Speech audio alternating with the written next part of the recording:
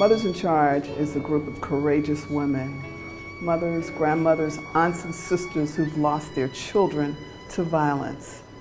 These women could have laid down and died with the pain that they live with every single day, but instead they get up each day to make a difference with the issue of violence. We are here at the Sheraton Downtown Philadelphia Hotel for the Mothers in Charge Second National Conference, The Cost of Violence, The Journey from Pain to Peace. I'm so emotional right now because mothers have come from all over this country to be here this week to talk about the issues of gun violence and how it's devastating lives, how it's destroying families. These courageous women have traveled as far as San Francisco, LA, South Bend, Indiana, Boston, all over this country to come together to find ways that we address the issue of gun violence that is claiming the lives of our sons and daughters. It's so painful. It's so very painful. And if you haven't experienced it, you don't begin to understand the devastation and the pain that goes with it. I am so proud of these women. They have showed up today and showed out in a way that they are so courageous. I'm so proud of them. I love them dearly because I know firsthand the pain of having to bury your son, daughter, loved one. Some of these moms have buried their only child. Can you imagine that? Here we are 3 days after Mother's Day, and they don't have a son or daughter to wish them happy Mother's Day because someone made a conscious decision to take their life. We've got to do something about this in our communities. We've got to come together. We've all got to get involved to make a difference with the issue of violence. It's a pain that I never get over. It's a pain that I wake up with in the morning. It's a pain that I go to bed with at night. I miss my son, Khalid, so much. He was 24 years old, a wonderful young man with such a promising future, but someone with an angry, out of control issue shot him 7 times. I live with that pain. It will never go away. And this past Mother's Day, I thought of him. I thought of him in a way that a mother does for her firstborn. I miss Khalid so much, but I've got to get up every single day to do this work so that another mother, so that you don't have to bury your son or daughter because of gun violence. Khalid is a wind beneath my wings, and he propels me to do this work. And I get up every single day to do it because he deserved it. I do it because of his life and because of his death. I miss him so much. I miss him so very much. And we've got to stop this. And the only way we're going to stop it is to get involved. Get involved in your community. When you wake up in the morning and say, what can I do today to save a life? You don't know. The life you save may be someone that you love. And I'm here today to be a part of Mothers in Charge 2014 conference. I came here today because in 2003, my life changed, and from that day, it will never be the same. I lost my son, Terrell Woods. He was 28 years old at the time. He was a victim of gun violence. He was shot down inside of a Burger King at 5:20 in the afternoon. His perpetrator was caught in trial and is now serving 45 years. But the hurt and pain has not gone away, and I know it will never go away. But on the night that I had this loss, I turned to the Lord and I told him that if you would just help me through this, whatever it is that you have for me to do, I'd be willing to do it. And at that very time, he picked me up, he lifted me, and he carried me, and to this day he still carries me, not knowing at the time that I would later be the founder of an organization called Mamas Against Violence. So today we're serving other mothers like ourselves in our community that have experienced loss. We are trying to educate our youth. We give away scholarships once a year.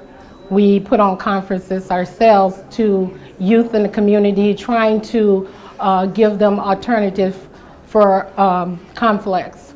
But today, just to tell you about my son, every day I missed him. I think about him every day. He left behind 5 children. And the bad thing about that, and what makes me most sad, is that he'll never see them grow up. I have a granddaughter that never saw her father never saw her.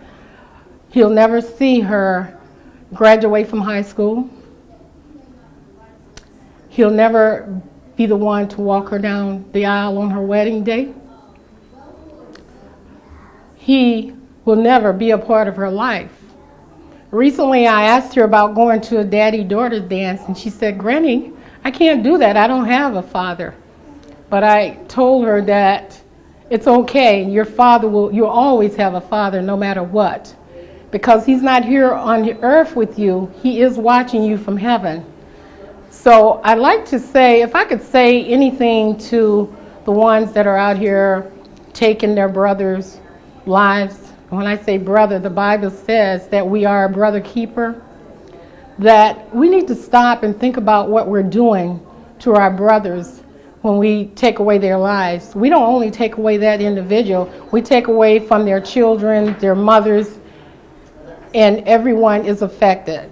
So if I could reach out to them today, I would say, please, please, don't put your mother through this or anybody's mother. Thank you. I lost my youngest son, George C. Scott, age 24, to gun violence 19 years ago. He was 24 years old, father of two, and he was trying to stop a fight between 2 people he knew over a gold chain. One was intoxicated, and my son, being in the middle and being the peacemaker that he was, caught all 4 bullets that the gentleman when he fired the weapon, and died instantly on the scene. My grandson, Gabriel Johnson Scott, was 5 years old at the time on July 17th. The next day was his 6th birthday. That was his birthday present, that your dad had been shot and killed. I also have a grandson, Karan Covington Scott, who was 1 year old at the time when his dad was killed. He knew his father, but again, he had to grow up without a father when that occurred. It devastated my family. It still hurts today. It's very difficult to even talk about. I miss my son dearly. He's also had cousins that he lost to gun violence.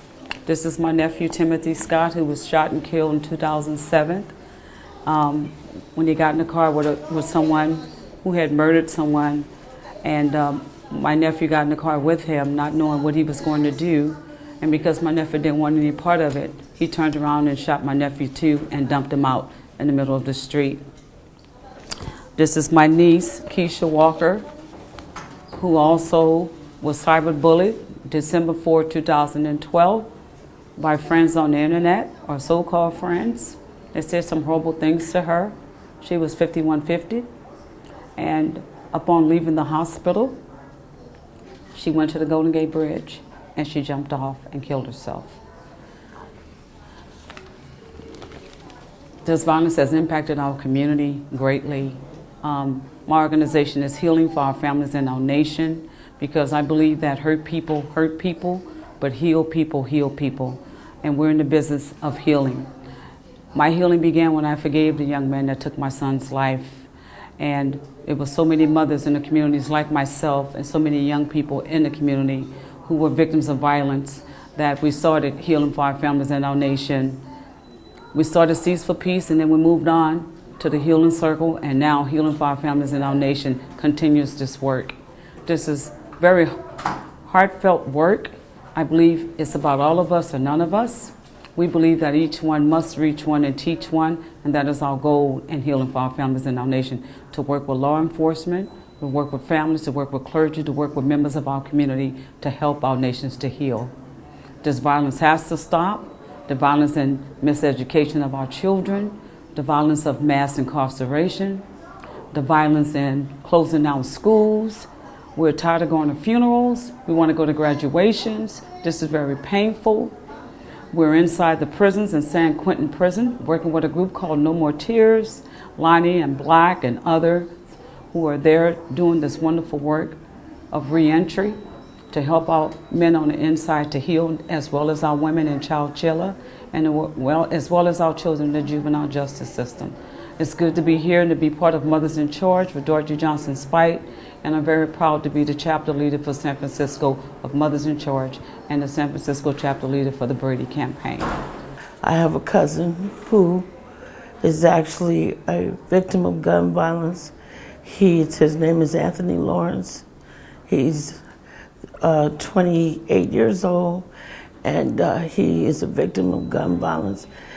He was at home and was a victim of in-home invasion, and he was shot over 8 times, and he survived by the grace of God.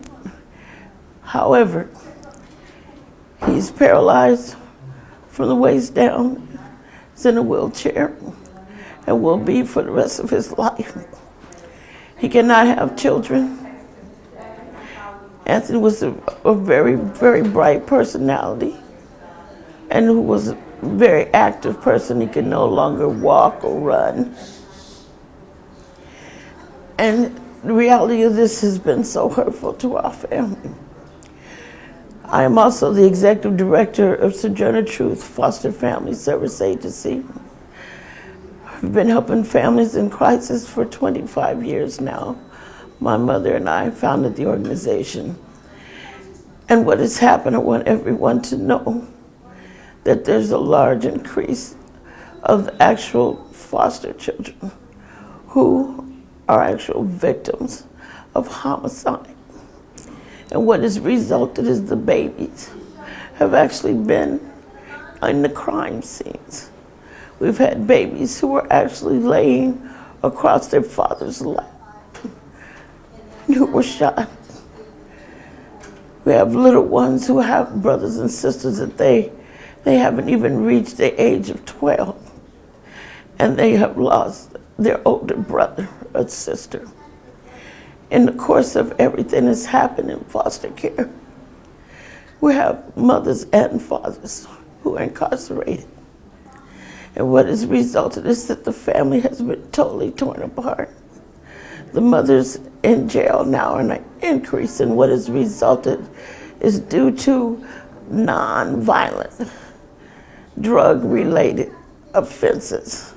These mothers have been given maximum sentences, and they cannot get back to their children. We're begging and pleading this country to realize that without these mothers, these children don't have anyone. And what has resulted is that even with families standing up to foster these children need their families. They need their mother. They need their father. They need to be connected to their extended family, their aunts, their uncles, even their cousins. And the reality is that we have a duty, an overall pressing duty, a mental health, public health duty, to reach into these children and get them back with their families as soon as possible. I'm pleading with you to realize that the effects of violence, the direct effect is that it is destroying our families. The reason why I'm here today is because of my son, Lee Adden. He was murdered on May 25th, 2010, one day before he would have turned 21 years old. And on May 26th, which is Memorial Day this year, would have been his 25th birthday. And I'm here because I want to honor my son. He was a great kid. He loved life. He was in the military for 2 years. He was in the Middle East, and he wasn't even back in South Central or Los Angeles. He actually was murdered in Pasadena 9 months before he was shot and killed. And there's so many mothers like myself who have lost their children, but I chose not to let my son's death be in vain. Every day that I wake up, the first thing I do is cry and ask God for mercy and ask God to help me make it through this. These tears that I'm crying are my tears of sorrow, because what's normal for me now is trying to honor my child. He was such a beautiful, loving, caring kid. He had such a bright future. So many of our children are being gunned down in the street. And if I can help another mother or save a child's life, it would be in honor of my son, because he meant the world to me. He was all that I had in this world, and I was dedicated and committed to him.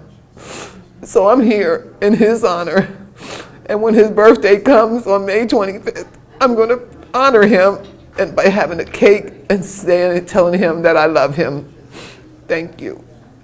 And I am here for this cause because I lost my only child. John White was 18 years old, and a 15-year-old decided to shoot him in the head 8 times. Changed my life. I do this work because I will always be the voice of my son and always speak up for my son and for those who don't have the voice, so they won't have to walk in the shoes that I am walking for now. And I'm here today with Mothers in Charge. I am so grateful and so excited that this grassroots organizations of moms and grandmothers and daughters and sisters are here fighting the good fight, fighting the fight against gun violence in their communities and their states. I'm very grateful because this is what the country needs. They are the missing link. They are the missing part of being able to stand up against the gun lobby, stand up against the gun violence in this country. They are the missing link, and I'm so grateful to be a part of this experience. I'm so grateful to be able to be one of the missing link, to be a part of the grassroots movement. I'm just enamored with every woman that I've met. I'm very grateful for the strength and the conviction and the fortitude of every woman that I've met. And I know that each of these victims here today, each of the mothers that I have met, they know that their children have not died in vain.